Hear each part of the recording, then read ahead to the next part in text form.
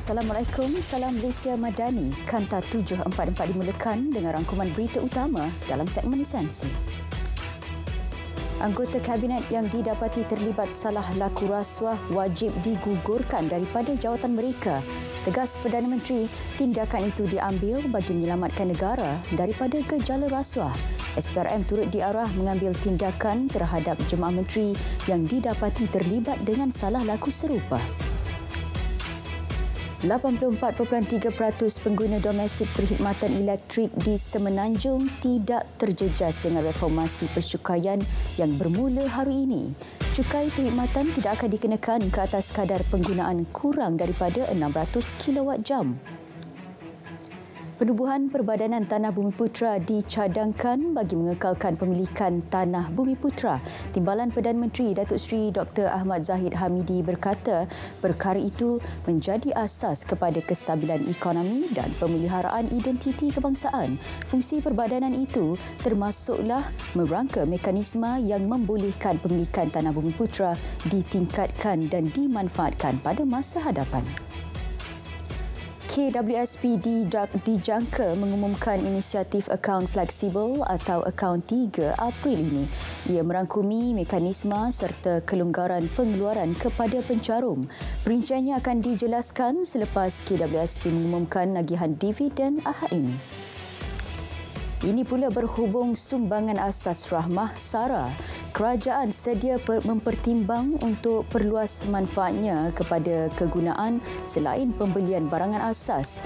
Tahun ini, penggunaan kredit program SARA diperluas kepada 3 lagi kategori barangan asas. Ini termasuk peralatan sekolah dan kebersihan diri selain ubat-ubatan. 700 juta ringgit diperuntuk bagi program SARA 2024 dengan 700,000 individu akan terima manfaat.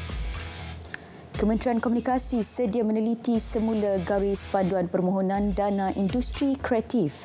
Aspek integriti ditekankan bagi memastikan penerimanya benar-benar layak dan mampu menghasilkan karya berkualiti. Timbalan menterinya beri jaminan setiap permohonan dana berkenaan dinilai secara telus. Ia dilaksana sebuah jawatan kuasa khas terdiri daripada panel profesional yang dilantik Finas.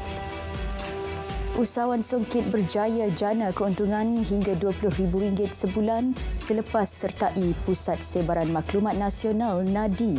Menurut Ramtini YT Ramli, latihan dan bimbingan daripada NADI benar-benar membantunya mengembangkan perniagaan. Produknya kini berjaya menembusi pasaran luar negara termasuk Singapura, Britain dan Kanada.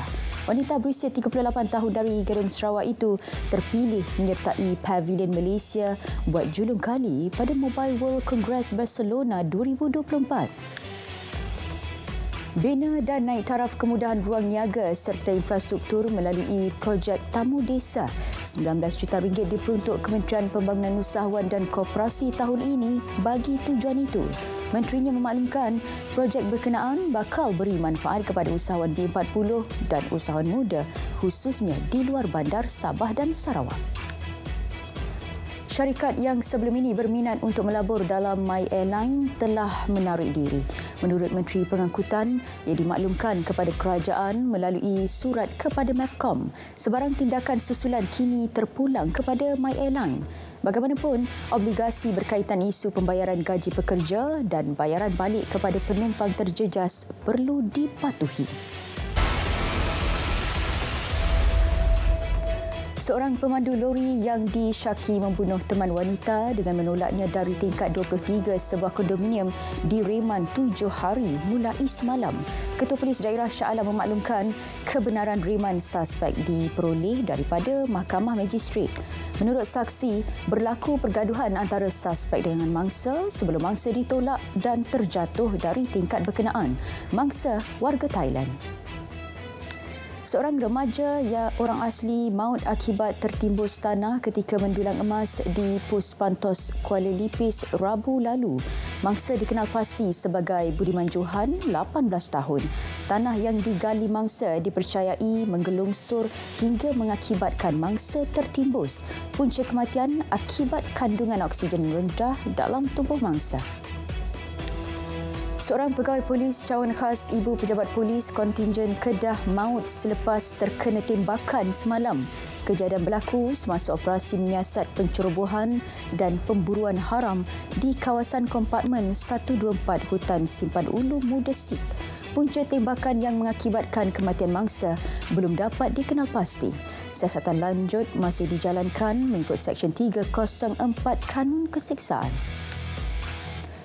Polis berkas 16 individu disyaki terlibat kegiatan curi kabel dan pelbagai komponen di sekitar Seremban sejak tahun lepas. Nilai rampasan kira-kira 1.5 juta ringgit. Menurut Ketua Polis Daerah, kabel milik syarikat telco di Pencawang jadi sasaran mereka. Suspek berusia 25 hingga 50 tahun itu diberkas pada 21 Februari lalu susulan kes kecurian kabel tenaga di Taman Kelab Tuanku. Semakan mendapati 4 daripadanya ada rekod pelbagai jenayah. Taktik edar dadah melalui Pusat Kurier Barangan Berdaftar di Rantau Panjang Kelantan berjaya dihidu kastam.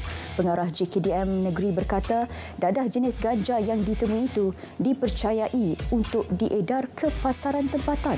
Penghantaran kurier tersebut tidak tertera nama dan alamat penuh pengirim bagi mengelak dikesan. 71 pendatang tanpa izin ditahan dalam serbuan di 10 lokasi sekitar Ipoh dan Kuala Kangsar, Perak. Mereka terdiri daripada warga Bangladesh, Pakistan, Laos, Vietnam, Indonesia, Myanmar dan Thailand. Penahanan dilaksana Jabatan Imigresen menerusi Ops Gegar selama 2 hari mulai Rabu lalu. Salah sebuah lokasi yang diserbu ialah premis menawarkan khidmat pelayan pelanggan GRO. Lokasi lain termasuk kediaman di Pangsapuri dan Ladang. 20,880 operasi penguatkuasaan pendatang tanpa izin dijalankan sejak 2022 hingga Selasa lepas. Menteri Dalam Negeri memaklumkan ia membawa kepada penahanan 58,508 pendatang tanpa izin dan 871 majikan. Ia membabitkan pelbagai kesalahan bawah Akta Imigresen 1959 Palang 63. Jumlah serbuan dan tangkapan menggambarkan komitmen pihak berkuasa untuk membanteras parti dan majikan yang melanggar undang-undang. Maritim Malaysia merekodkan 86 kes tangkapan bot nelayan asing yang cuba menceroboh perairan negara tahun lepas. Timbalan Menteri Dalam Negeri menyatakan 10 daripadanya dilaporkan di Terengganu. Tangkapan berkenaan berjaya menyelamatkan hasil maritim negara lebih 15 juta ringgit. RTM diiktiraf sebagai stesen televisyen paling premier 2023 pada Majlis Anugerah Persatuan Fashion, Pemodelan dan Pigeon Malaysia MFMPA. Ia pengiktirafan terhadap peranan penting dan sumbangan RTM dalam mempromosi bidang berkenaan selain budaya dan pelancongan. Menerusinya, RTM membawa pulang trofi dan sijil penghargaan. Anugerah MFMPA yang masuk edisi keempat itu berlangsung di Ibu Negara malam tadi.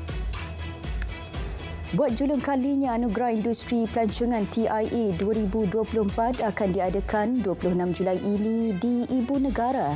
Ia sejajar usaha merancangkan sektor pelancongan agar sentiasa berdaya saing sekaligus menjana pertumbuhan ekonomi negara. TIA 2024 mempertaruhkan lebih 60 kategori berkaitan industri pelancongan.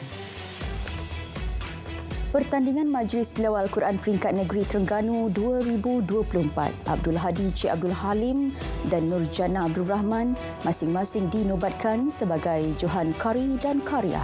Mereka bakal mewakili Terengganu ke pertandingan Majlis Tilawah Al-Quran Peringkat Kebangsaan yang dijadual diadakan pada Mei ini di Kuantan, Pahang. Forum Keluarga dan Trend Mega Global Antarabangsa melabuhkan tirainya semalam. Ia platform terbaik untuk KPWKM mengambil teladan daripada amalan negara lain, khususnya dalam mendepani cabaran trend Mega Global yang beri kesan kepada institusi keluarga.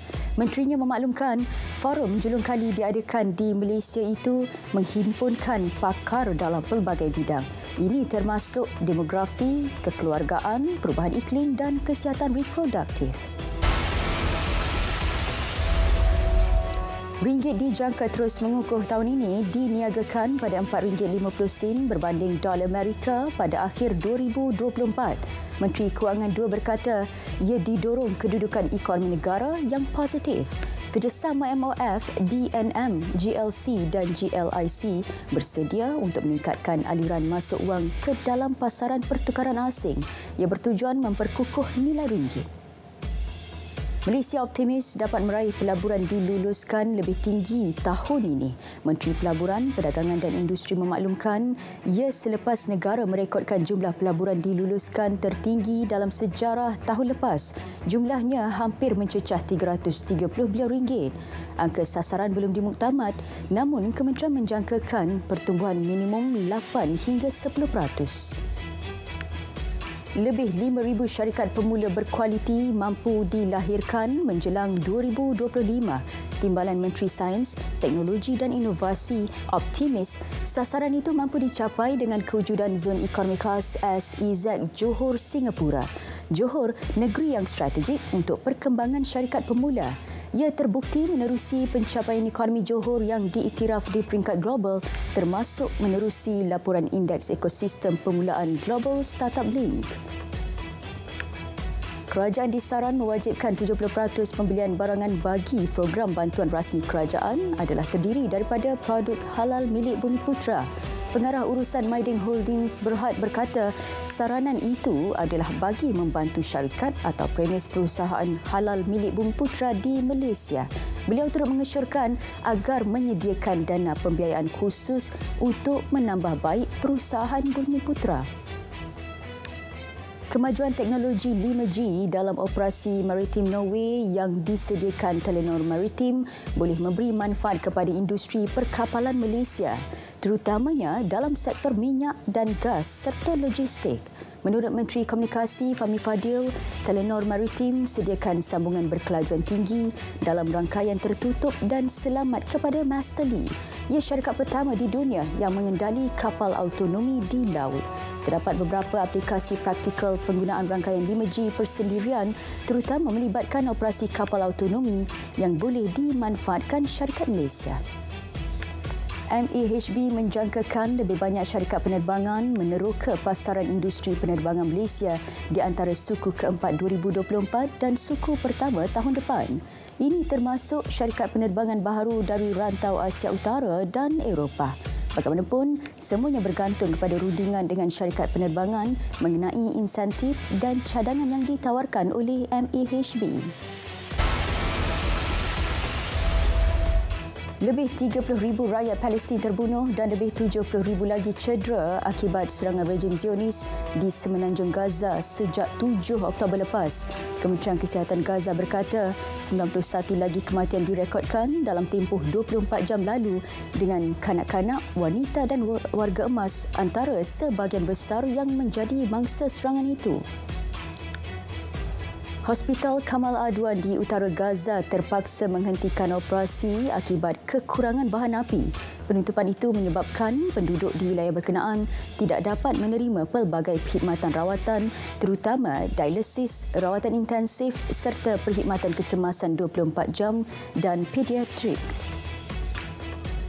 Sementara itu, PBB mengulangi keperluan meningkatkan akses penghantaran bantuan kemanusiaan ke Gaza menggunakan payung terjun. Ketika ini, beberapa negara telah melaksanakan operasi menggugurkan bantuan ke Gaza dari udara dengan pesawat. Ini termasuk Mesir, Jordan, Emirat Arab Bersatu, Perancis dan Qatar.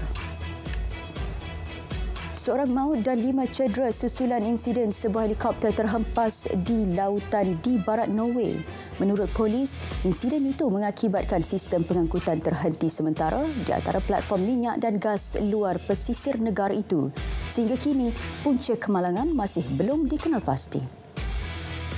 Di Senegal, 23 migran maut selepas bot dinaiki mereka menuju ke Eropah karam di luar pantai St. Louis. Menurut bomba, bot membawa seramai 280 migran itu terbalik di laut sebelum terdampar di pantai berkenaan. Operasi menyelamat masih dijalankan dan tentera laut turut dikerah untuk menjalankan operasi mencari dan menyelamat. Sekian Kanta 744 dari Sungai ke Segara, Palestin pasti merdeka. Salam Malaysia Madani.